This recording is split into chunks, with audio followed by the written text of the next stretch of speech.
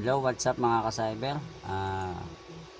Additional topic ng monitor. Ilang araw akong puro monitor ang binablog. Ang dami kasi to. Kumbaga, pagawa lahat. Medyo isang bagsakan. Kaya nandito lahat. Ngayon, meron tayo ditong cube. Cube na almost no power. Tingnan nga. Saksak natin. So, yan, nagkailaw siya. Then, namatay. Tapos, walang output. So, nilagyan ko na ng BGA. Wala pa rin. Yun. So, subukan natin i-revive kung mabubuhay pa. Ayan, namatay na yung indicator light niya. So, pag bagong saksak siya, nailaw. Ulitin nga natin. So, yun, umilaw. Tapos, wala na. Nailaw pa. Maya maya to, wala na eh. Nag-standby na siya. Nag-standby. Iba yung kanina. Ay, ayan, namatay na. Ayun. So, walang display, walang output. So far dapat may output na siya.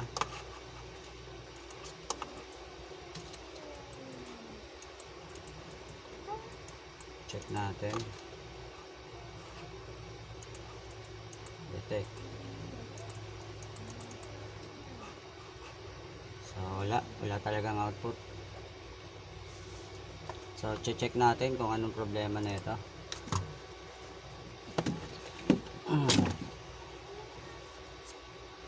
So bunutin muna natin for safety.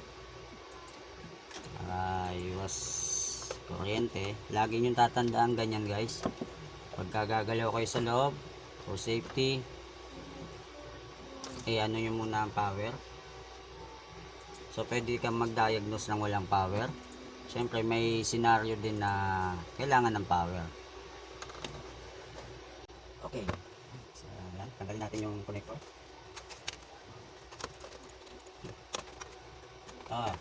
Sobrang out.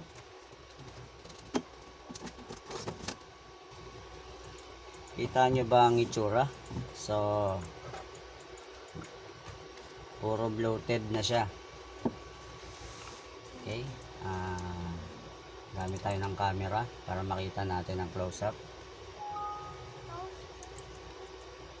So record tayo.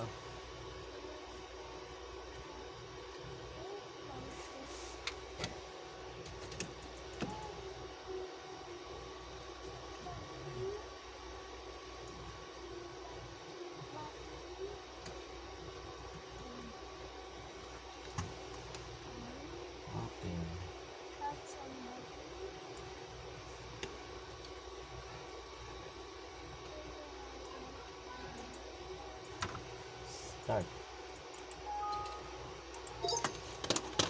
So okay, ayan yung itsura, kita nyo.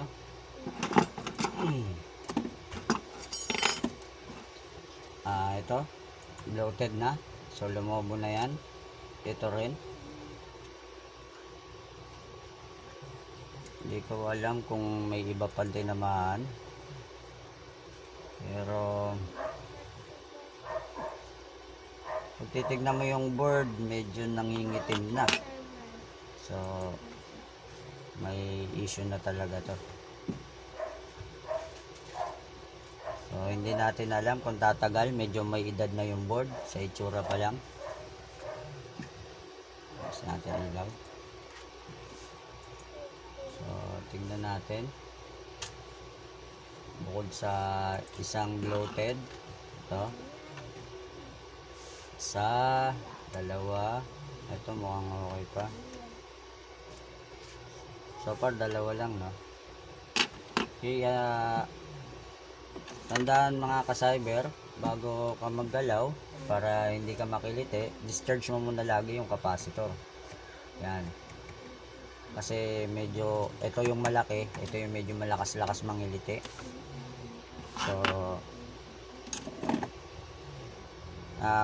minsan ako na kuryente niyan na akala ko wala na.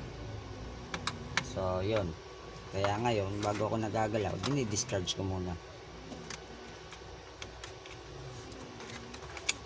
At yung sa monitor, ito ang medyo parteng yan, ito yung nagko-convert sa kuryente natin bilang high voltage. So ingat kayo banda dyan. Hindi ko pa nararanasan kung gaano kalakas, pero ayaw ko nang maranasan. So tip ko lang sa inyo yan, para medyo habang naggagawa tayo safety rin, safety first.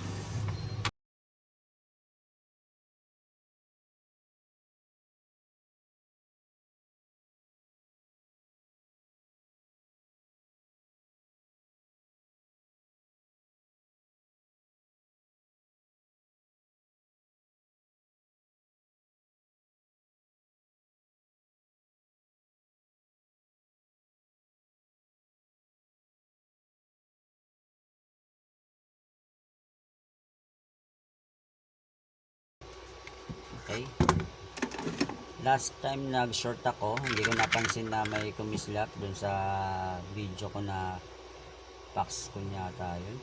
Oo, may nag spark banda sa ganito.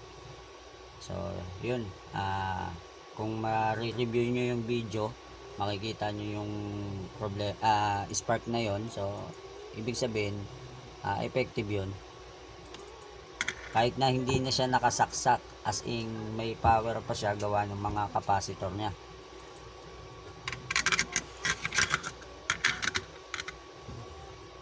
Okay, so na-discard siya natin. Try tayo ng mga random test since may power naman siya na nakakapasok.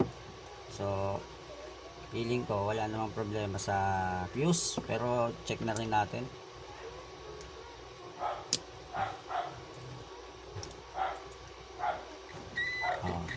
So working yung fuse. Diode kaya.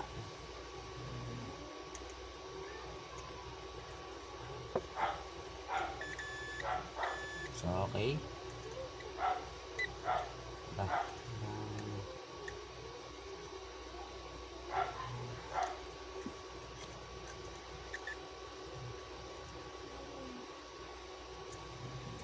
So may reading, syempre nakakabit pa siya sa board. Hindi pa natin ano yan, pero para ma-identify yan, pwede natin iangat yung isang paa para sure. So hindi na tayo magbabaklas. So kung okay naman, okay.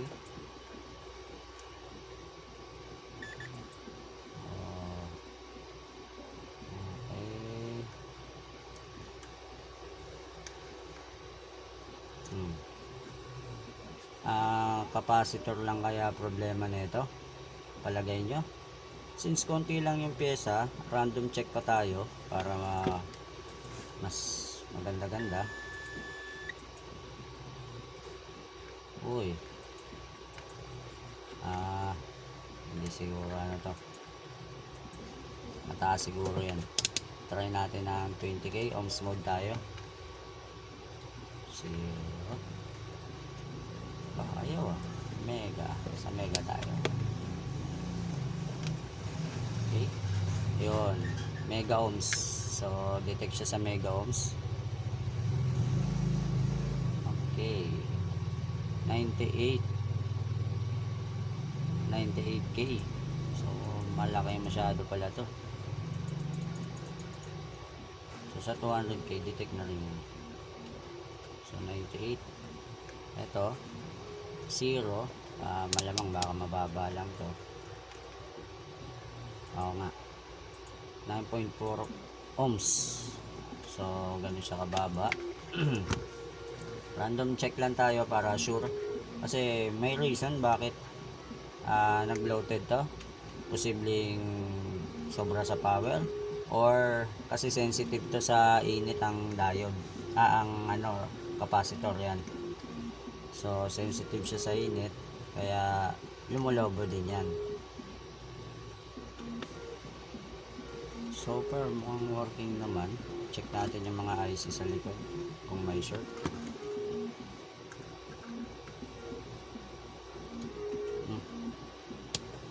Diode mode.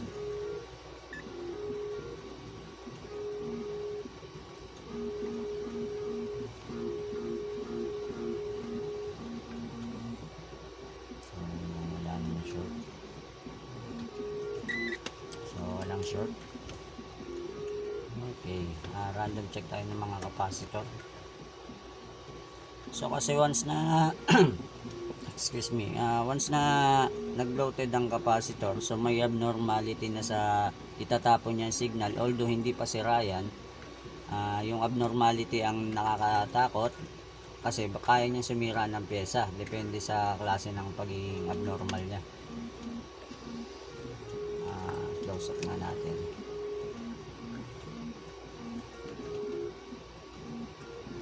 So physical inspection tayo.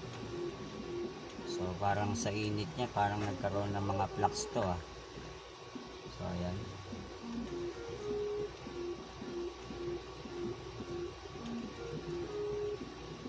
So check natin. Kung may matrace tayo na short, so may problema yan. Mukhang tingin ko wala tayong makikita.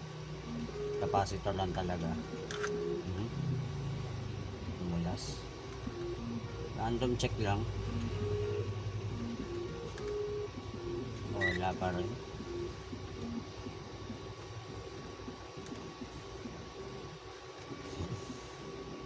So mukhang so far so good wala tayong natitrace na mga baga discoloration. Wala tayo ng konting liwanag, masyado nakakasilaw.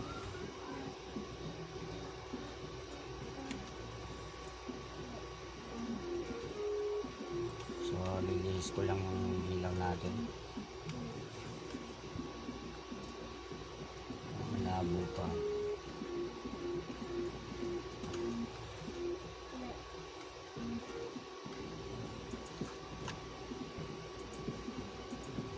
Dito na sa taas.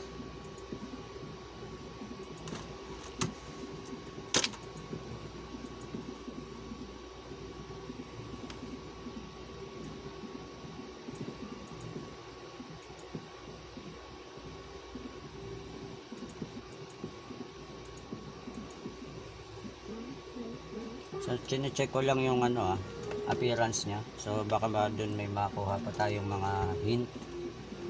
So far tingin ko wala naman. Walang sunog, wala na. Okay. Palitan natin ang bloated na to. So ito ay may power. May power siya pero no display. So kung papalitan natin to, posibleng magka-display. Okay. Pause ko muna. Hanap tayong pyesa. Okay, balik tayo mga ka-cyber. Wala akong makita ang 1.5 na value, tsaka merong 470, dalawa papalitan natin. So ang palagay kong gagawin ko na lang ay mag-ano na lang ako. Ito yung donor board natin. Magpa-parallel na lang ako ng so aabot siya ng 1470 microfarad. So dahil wala tayong makitang pyesa, papalitan ko na lang kapag na-approve na natin na yun lang ang problema. Siguro pag nagka-pyesa, palitan ko agad. So ang madalas ko nakikita puro 1,000. So itong 1.5 ay hindi common, pero way back dati nagkakalas ako, common yan lagi ko nakikita yan 1.5. Okay, naalala ko na. Sa motherboard, madalas pala to. Post ko ulit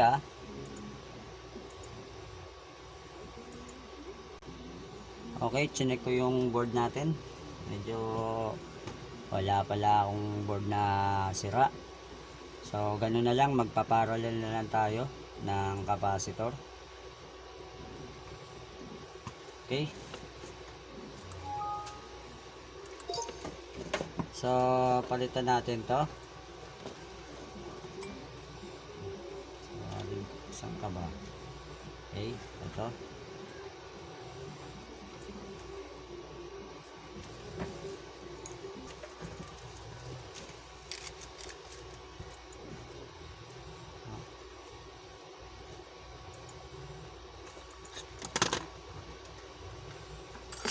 So lagyan muna natin ng tingga para medyo fresh.